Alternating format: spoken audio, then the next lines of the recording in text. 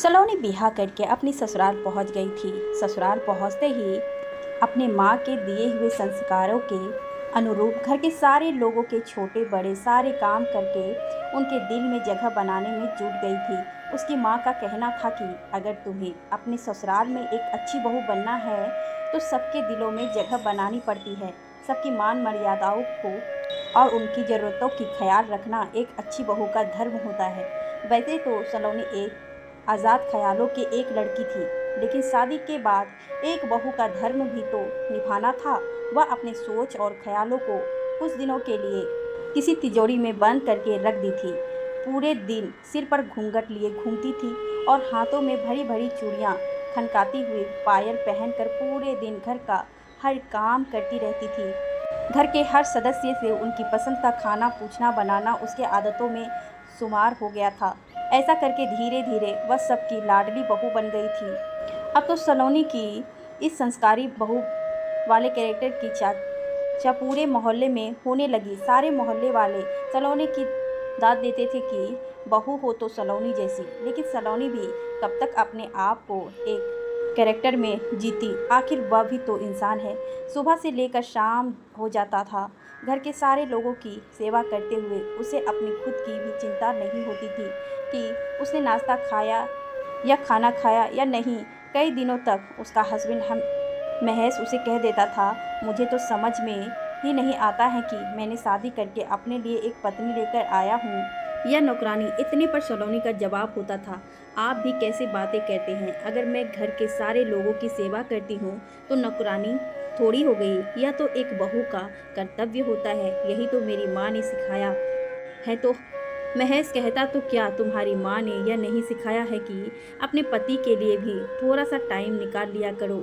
सलोनी बोली, हाँ हाँ बाबा, बस मैं अभी फ्री होकर आई। सलोनी के आने के इंतज़ार में महेश कब सो जाता पता ही नहीं चलता। फिर सुबह होता और ऑफिस के लिए निकल जाता। एक दिन महेश ने अपनी माँ से बोला, माँ टीचर का फॉर्म निकला हुआ है, मैं चाहता हूँ कि सलोनी इसको भरे, क्योंकि पढ़ने में भी वह काफ़ी तेज़ है। उसने आखिर बीएड किया हुआ है, वह आसानी से या एग्ज़ाम कभी फाइल कर सकती है।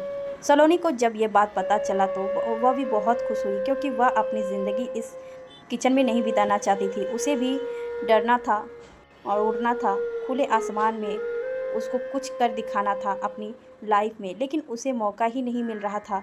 अगर अब वह यह मौका उसके हाथ से आ रहा था तो वह इसे गंवाना नहीं चाहती थी। लेकिन सबसे बड़ी बात थी कि उसकी सासू माँ यह बात पसंद हो। सलोनी की सास ने कहा कि देखो बेटा, मुझे बहू की नौकरी करने जाने में कोई दिक्कत नहीं है। मैं तो खुद चाहती हूँ कि सब अपने पैरों पर खड़ी हो, कोई कमी या किसी पर निर्भर ना हो, चाहे तुम हो या मेरा छोटा बेटा रमेश, सब अपने पैरों पर खड़े हैं। लेकिन सोचो, अगर बहू नौकरी करने लग जाएगी, कल को तुम्हारे बच्चे होंगे तो उनकी देखभाल कौन करेगा। और वैसे भी तुम इतना पैसा तो कमा ही लेते हो कि तुम अपनी बीवी और बच्चे का जीवन यापन अच्छी तरह से कर सको। सलोनी की सास ने एक साथ ही 2-3 मार दिए थे। उसने जॉब करने से मना भी नहीं किया और एक तरह से इनडायरेक्टली मना भी नहीं किया। सलोनी को बता दिया कि ठीक है, जॉब करना जाना है तो तुम जाओ, लेकिन हम तुम्हारी कोई सहायता नहीं करेंगे। कल को तुम्हारे बच्चे होंगे तो तुम उसे खुश देखना, घर का भी काम तुम्हें ही खुद करना पड़ेगा। हमारी तरफ से तुम्हें कोई उम्मीद या मदद नहीं मिलने वाला है। महेश को अपनी माँ की बातों को विरोध करने का साहस नहीं था। वह बचपन से ही अपनी माँ की हर बात सर आंखों पर लगाता था, क्योंकि महेश की बापू नहीं थे और उनकी माँ ने बहुत मेहनत करके आज महेश को इस लायक बनाया कि वह सरकारी जॉब कर रहा था। महेश ने बोला, ठीक है माँ, आपकी जैसी इच्छा। मैं तो सोच रहा था कि सलोनी जॉब कर देगी तो इसका भी मन लग जाएगा और घर में 2 पैसे भी आ जाएंगे। सलोनी ने भी अपने मन को समझा लिया था कि अब उसकी ज़िंदगी यही है। जितना उड़ना था वह उड़ लिया। उसे समझ आ गया था कि वह जितना भी कर ले, ससुराल कभी मायका नहीं बन सकता है और ना ही सास कभी माँ बन सकती है। सलोनी मन ही मन समझा रही थी अपने आप को कि सलोनी, अब तुम्हारी यही ज़िंदगी है, सबकी सेवा करो और अपनी ज़िंदगी इतनी छोटी सी दुनिया में गुजार दो जिसके अलावा तुम्हारे पास और कोई चारा नहीं है। धीरे धीरे समय चक्र चलता रहा। सलोनी माँ भी बन गई। अब वह पहले से और ज़्यादा ही व्यस्त जीवन जीने लगी थी। बच्चों के लालन पोषण, सच में उसके पास अब इतना समय नहीं था कि वह कुछ और करने के बारे में सोच सके। कुछ दिनों बाद सलोनी के छोटे देवर की शादी होने वाली थी। सलोनी को ऐसा लगा कि चलो छोटी देवरानी घर पर आएगी तो उसे घर के कामों से मुक्ति मिलेगी और वह फिर से कुछ अपने लिए और अपने बारे में सोच पाएगी। ऐसे ही सपने संजोने लगी। सलोनी का देवर सॉफ्टवेयर इंजीनियर था। इस वजह से उसकी शादी थी एक सॉफ्टवेयर इंजीनियर लड़की से ही तय हो गई थी। लड़की वाले भी काफ़ी अच्छे खासे अमीर थे। उन्होंने तो शादी सिर्फ उसके देवर के जॉब को देखते हुए तय किया था, वरना कोई भी इस घर में इतने अमीर आदमी अपनी लड़की की नहीं ब्याहता। सलोनी की देवर की शादी हो गई। देवरानी भी घर आ गई। उसकी देवरानी का नाम गीता था। गीता दहेज में इतना सारा सामान लेकर आई थी कि सबकी आंखें फटी की फटी रह गई। जितना सामान भी कोई दहेज में देता है क्या।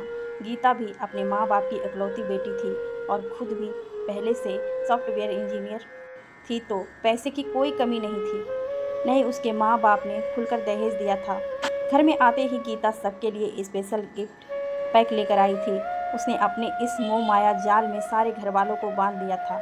सलोनी को यह बात समझ आ गया था कि गीता के आने से उसके जीवन में कोई बदलाव नहीं आने वाला है। सुबह होते ही मेरी सासू माँ ने आवाज़ लगाई कि सलोनी, एक कप चाय गीता के कमरे में भी रख आओ। यह बात सलोनी को बिल्कुल भी अच्छा नहीं लगा, क्योंकि थी तो आखिर वह भी जेठानी, उसकी भी कुछ पद प्रतिष्ठा थी। लेकिन यह क्या, यहाँ तो छोटी बहू को आगे सारे घर वाले आगे पीछे घूमने लगे, जैसे वह इस घर की कोई बहू नहीं बल्कि महारानी हो। सुबह सोकर जागने के बाद सिर पर घूंघट रखा था और ना ही साड़ी पहनी थी। वह नाइटी में ही कमरे से बाहर निकल गई थी। लेकिन किसी को भी इस बात से ऐतराज़ नहीं था कि गीता ने साड़ी क्यों नहीं पहना है, बल्कि सब उसकी और तारीफ करने लगे थे। वाह भाभी, क्या नाइटी है, ऐसी नाइटी हमें भी दिला दो। ऐसे शब्द अपने ननद के मुंह से सुनते हुए मुझे भी जलन सी महसूस होने लगी। मुझे याद है आज भी वह दिन जब मैं एक दिन सिर्फ सलवार सूट पहन ली थी। घर में ऐसा लगा जैसे कोई भूकंप आ गया था। मैंने कोई अजीबोगरीब ड्रेस पहन लिया हो।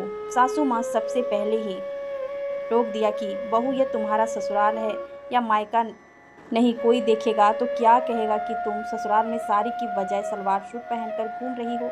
लेकिन यहाँ तो गजब हो रहा है, देवरानी नाइटी पहन के घूम रही है, फिर भी सब तारीफे के फूल बांधे जा रहे हैं।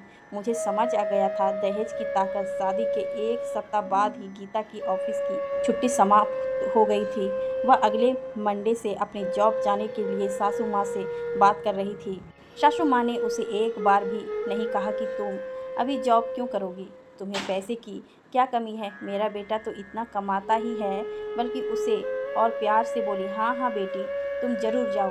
वैसे भी घर में इतने सारे लोग हैं, तुम्हें किसी भी चीज़ की चिंता करने की कोई ज़रूरत नहीं है।